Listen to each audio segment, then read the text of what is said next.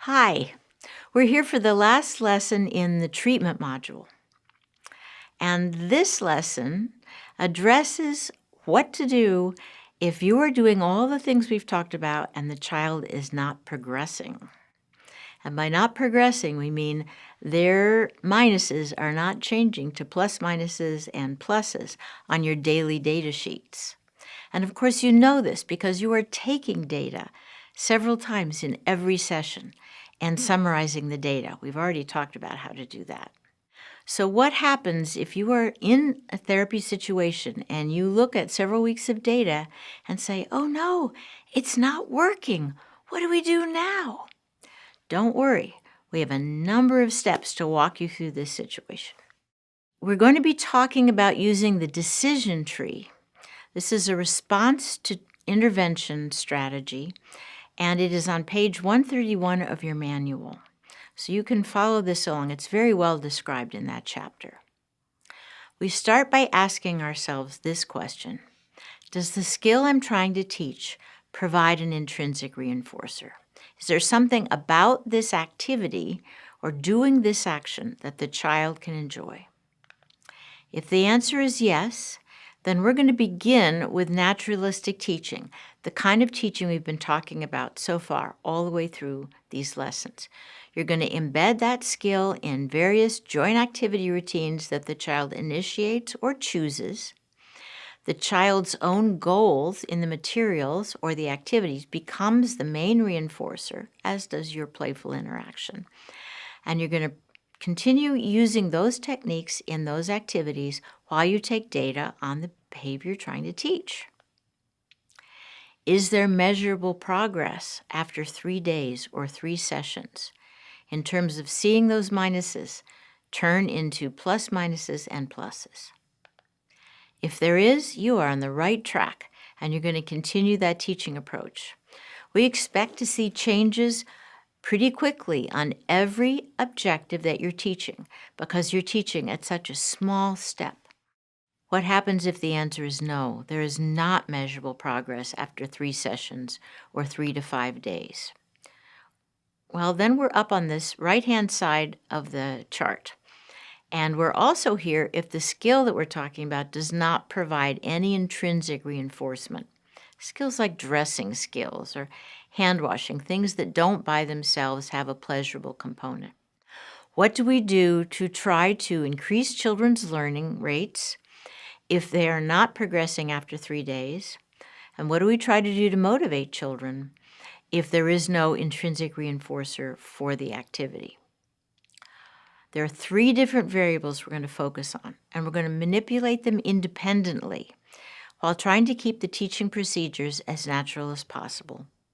What are those 3 variables? The first is reinforcement strength. The second is the structure of the learning situation.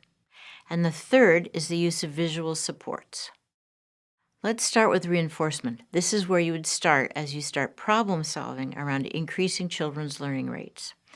We want to make sure that the child is experiencing the reinforcer as a strong reinforcement. They are motivated for this reinforcer. And so we start with the natural or the intrinsic reinforcement of the activity and the materials combined with the social reinforcers and supports that you're providing as the therapist or the parent's providing. But if that isn't strong enough, then we need to start adding strength to the reinforcer and adding other reinforcers. The next thing we might try would be to add an extrinsic reinforcer, something outside of just operating the activity, but related to the activity as well as the social activity.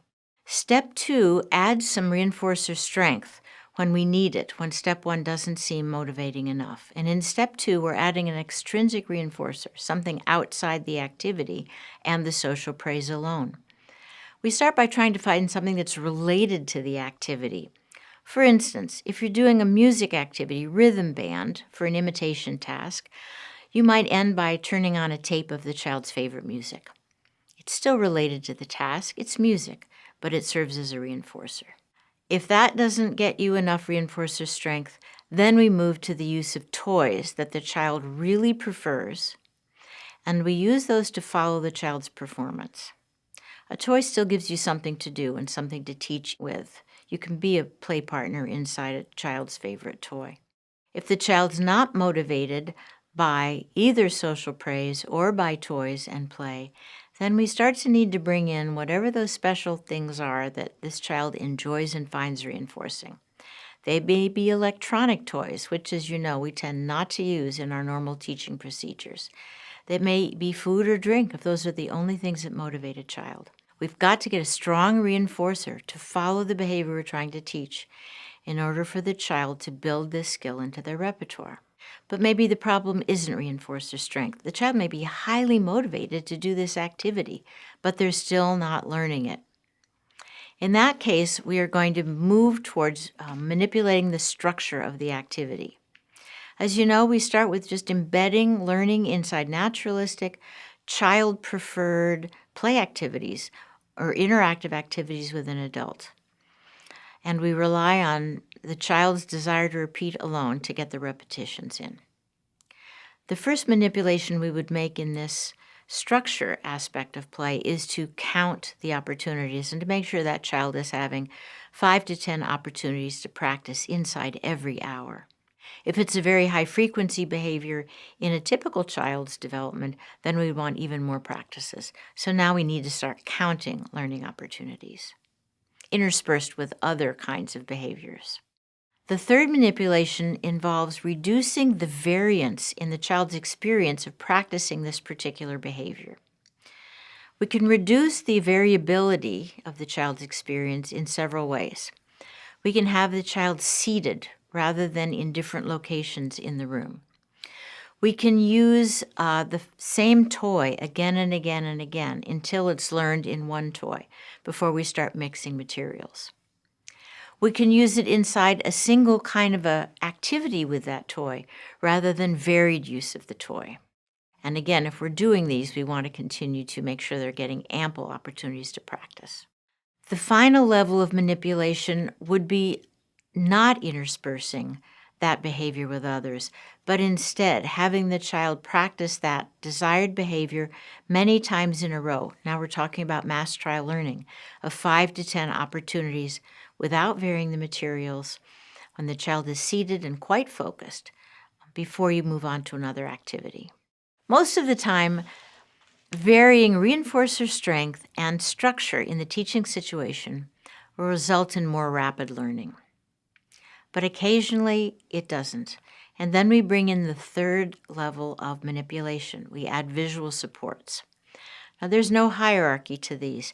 Any visual support that you think will help the child learn this behavior in the presence of this antecedent can be used. What are the visual supports we might use? There are many. We might use visual antecedents, like a picture schedule. We might use an ABC schedule for a set of chained events. We might use visual cues, like pictures or drawings or templates.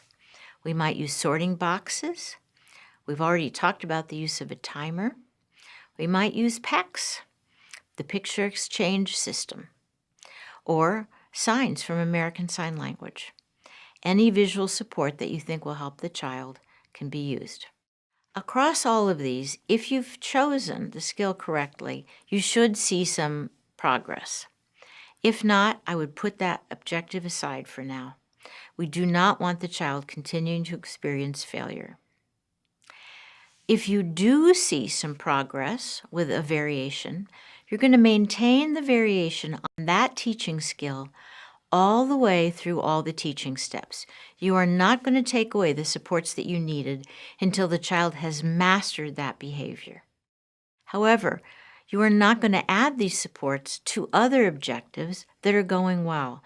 This is a specific intervention for a specific learning target that is not proceeding. Do you maintain this kind of new teaching in this domain forever with the child? No, you don't. At the next 12 weeks, when you start again with a new set of objectives, you go back to the typical way of using ESDM, the default strategies that are laid out in the manual. And you start to use those unless you find a point at which the child is not progressing again. Here and there, there's a student that needs far more support in terms of stronger reinforcement strength and more structure for all learning. We're going to look at a video like that in a minute. That does not mean you're not using Early Start Denver model. This is all a part of Early Start Denver model. ESDM is not a play-based approach.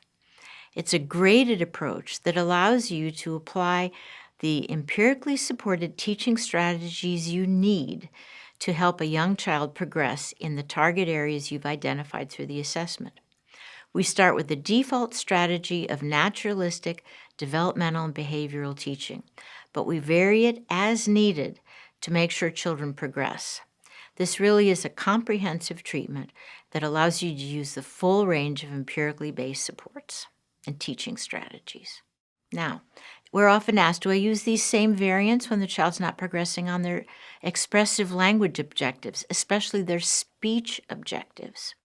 We've actually tailored this a little bit when the problem is specifically moving into speech.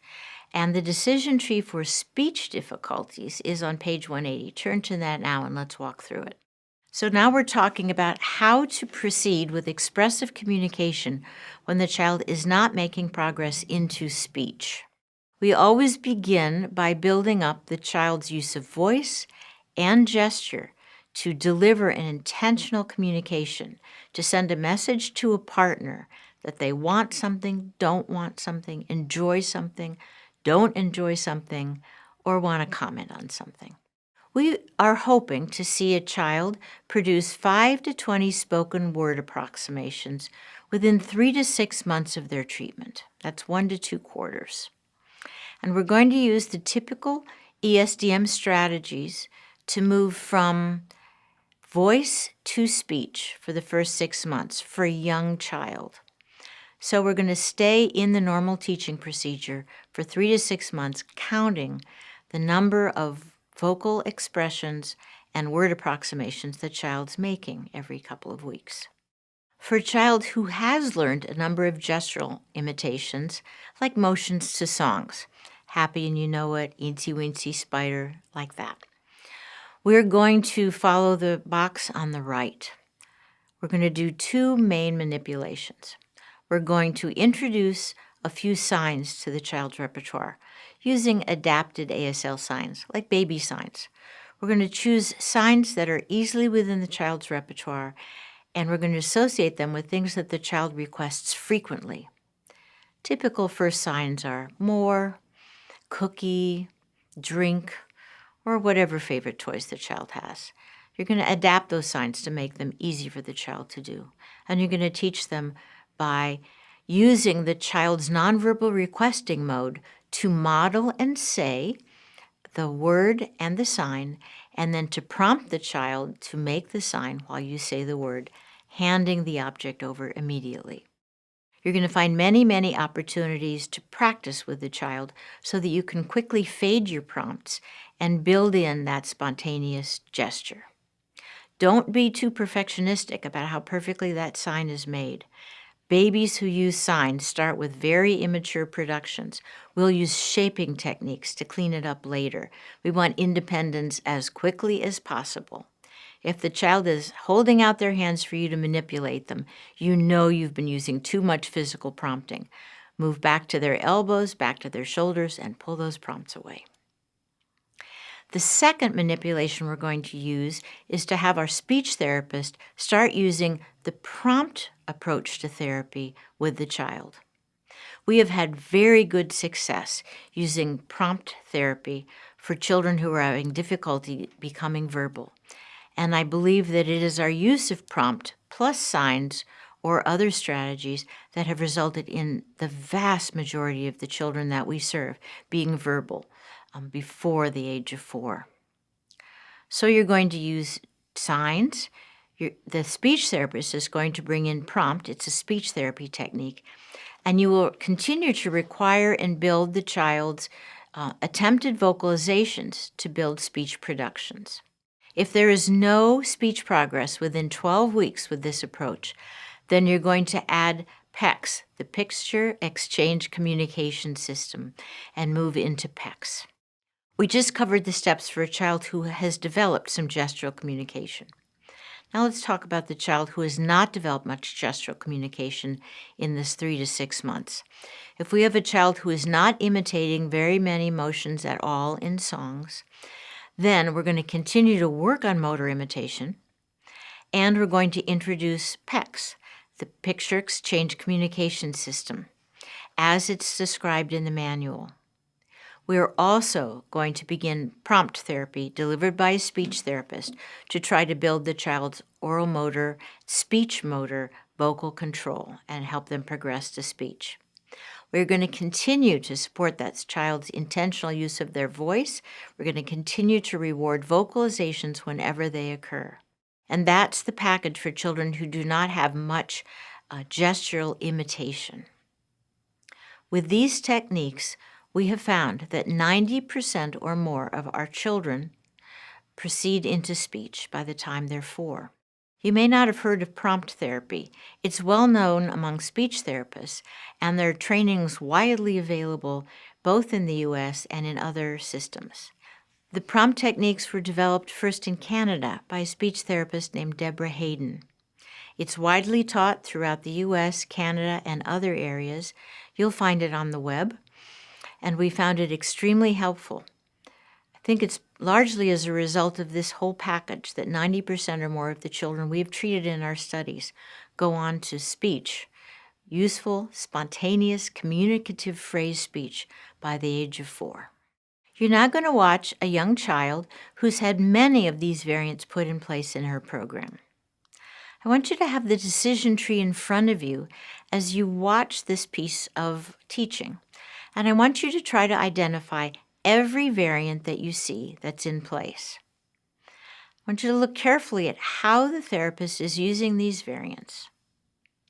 Then I want you to pull out the fidelity measure and look at how many of the basic teaching strategies that make up ESDM are still in place in this piece of teaching. Even though the therapist is using a number of different kinds of teaching techniques other than following child's lead and using play-based teaching, you'll still see many of the characteristics that have been the hallmark of ESDM teaching all the way through this. The positive affect that the therapist shares, the child's ability to make choices, the back and forth between adult and child, the child's pleasure and comfort in doing the learning tasks. You may get some ideas from this piece of video, but I want you to remember that this was not all put in place at once, that this therapist went down the decision tree and made step-by-step adjustments until she found the right combination of teaching strategies that help this child move forward. And you're going to see examples from all 3 of the variables: reinforcer strength, structure, and visual supports.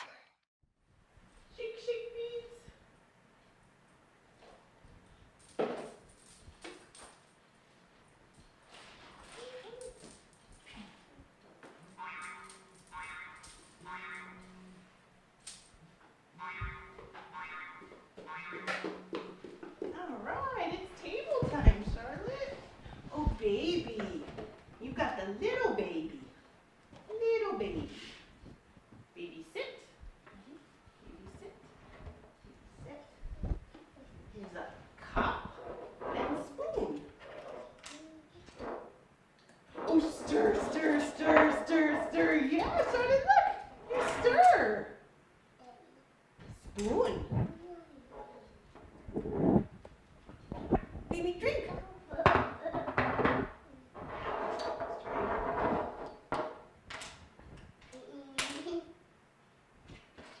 Here's a cup. Cup. Baby, drink. Yeah, Charlotte, look. Baby, drink. Token. Token. Charlotte, give me the baby. Charlotte, give me the baby. Here. Give me baby. Let's give me. Here, baby. I'm gonna feed baby. No. Baby, eat. You do it. Charlotte, you do it. Baby, eat.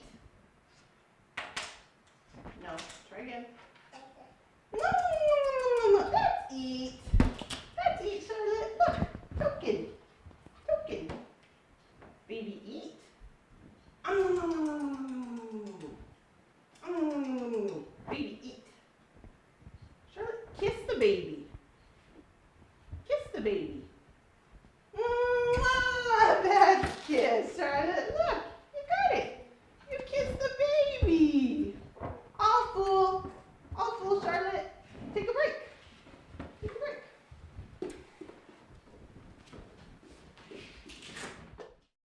We've now reached the end of this module on treatment techniques.